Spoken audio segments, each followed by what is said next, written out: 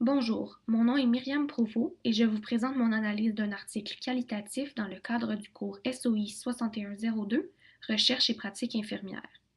Le titre de l'article que j'ai choisi est Not So Golden After All, The Complexities of Chronic Low Back Pain in Older Adulthood par Meredith Stransland et Sarah Sanders de l'Université d'Iowa aux États-Unis. La douleur chronique du bas du dos est exceptionnellement présente chez les personnes âgées et augmente avec l'âge. Les aînés font face à plusieurs barrières avant d'accéder à des soins, tels la communication difficile avec des professionnels de la santé, les problèmes de transport et les limitations psychosociales. Les personnes âgées sont souvent incapables d'obtenir de l'aide afin de traiter leur douleur chronique au dos. La douleur au dos est souvent vue comme un symptôme normal, entre guillemets, de la vieillesse par la société ou comme un effet secondaire d'autres maladies, ce qui fait que la douleur chronique au bas du dos est souvent sous-étudiée chez les aînés. En effet, les auteurs ont aussi mentionné le manque d'informations sur le sujet en faisant état des anciennes études qui ont été effectuées sur la douleur chronique au bas du dos. Souvent, les études sont faites sur des adultes plus jeunes et c'est pour ça que, en fait, la pertinence de cette étude est donc justifiée. Dans le but de la recherche telle qu'énoncée par les chercheurs, on retrouve le verbe comprendre qui indique la nature qualitative de l'étude, les concepts, soit les perspectives des aînés vivant avec la douleur chronique au bas du dos et les enjeux de la vieillesse, et la population cible qui est les aînés vivant avec la douleur chronique au bas du dos. Le milieu n'est pas indiqué ici et pas vraiment sous-entendu non plus, mais on en parle un peu plus tard dans l'étude. Les questions de recherche sont pas explicites, mais j'ai pu en formuler deux qui me semblaient pertinentes.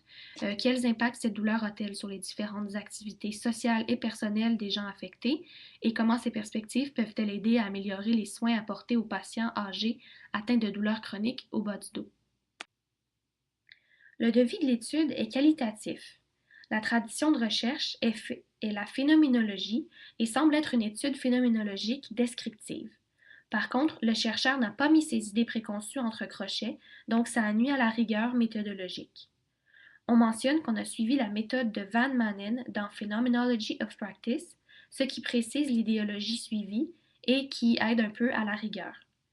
Le devis est pertinent compte tenu de la question de recherche, car on veut comprendre des expériences et c'est ce que la phénoménologie cherche à faire. En ce qui concerne les participants, 21 personnes étaient la taille de l'échantillon, ce qui est un nombre relativement important dans le cadre d'une étude phénoménologique.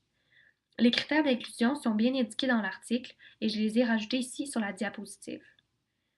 Le recrutement s'est fait sur une période de 3 mois et le plan d'échantillonnage était par choix raisonné parce qu'on a sélectionné les participants selon les critères recherchés en les sollicitant directement dans les cliniques de la douleur, par exemple.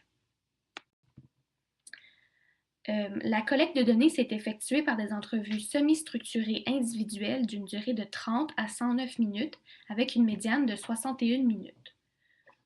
Le questionnaire était flexible et ouvert et les participants étaient ainsi libres de discuter avec la chercheure. Par contre, les chercheurs n'ont pas annexé leur liste de thèmes à aborder dans l'article. Ça aurait pu être intéressant pour voir comment l'entrevue était structurée. Les chercheurs avaient raison de faire appel à l'autodescription par entrevue semi-structurée comme méthode de collecte de données, puisqu'on voulait des témoignages personnels et non des réponses courtes comme celles obtenues dans les questionnaires plus fermés. Les chercheurs ne mentionnent pas, par contre, comment ils se sont assurés que les témoignages reflètent les réels événements, ce qui aurait ajouté à la rigueur méthodologique. En ce qui concerne le milieu de l'étude, les entrevues se sont déroulées au domicile des participants, et les chercheurs ne justifient pas le milieu, pourquoi en fait ils ont choisi d'aller chez les participants. Ça aurait pu être par exemple pour aider à mettre les participants à l'aise et donc obtenir des témoignages plus exhaustifs.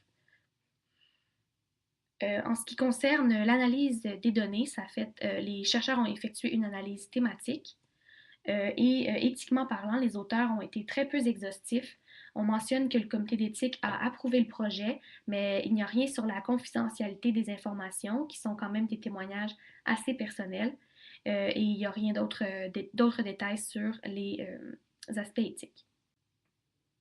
Les résultats de l'étude sont séparés selon les 5 sous-thèmes qui sont ressortis lors de l'analyse des entrevues. Le premier sous-thème, c'est tomber en morceaux, le deuxième, avoir l'air plus vieux, Le troisième, souffrir lentement, vieillir rapidement. Le quatrième, souffrir menace l'indépendance. Et le cinquième, futur non réalisé. Les sous-thèmes sont bien synthétisés et faciles à comprendre pour le lecteur dans l'article. Chaque thème est clair et explicite et on répond au but en mettant en lumière les enjeux clés de la vieillesse comme l'indépendance, la retraite et l'hébergement. Il y a aussi des citations qui permettent de bien mettre en contexte dans l'article. On mentionne certains critères de scientificité, comme la crédibilité de la chercheuse qui a tenté d'interagir de façon égale avec tous les participants lors des entrevues. La transférabilité est aussi évaluée. Ici, c'est un peu plus négatif, comme on a interviewé seulement 21 personnes caucasiennes. Il est difficile de transférer les résultats à d'autres contextes, comme à d'autres groupes ethniques, par exemple. Je vais terminer mon analyse sur les points soulevés par les auteurs pour adapter la pratique à leurs récentes découvertes. Ils sont d'avis que pour un traitement plus complet des aînés atteints de douleurs chroniques au bas du dos, il faudrait être conscient de la difficulté d'avoir à vivre avec la douleur constante, en plus de maladies chroniques, aborder les réactions de deuil suite aux pertes dues à la douleur lors de rencontres d'ordre psychologique, et poser un regard positif dans un contexte clinique afin que les patients se sentent plus compris. De façon générale, ces résultats permettent de mieux comprendre la réalité des aînés vivant avec la douleur chronique au bas du dos et d'un aspect clinique, de démontrer une plus grande empathie et une meilleure synchronisation des différents soins pour traiter les troubles multiples chez ces patients. Merci de votre écoute.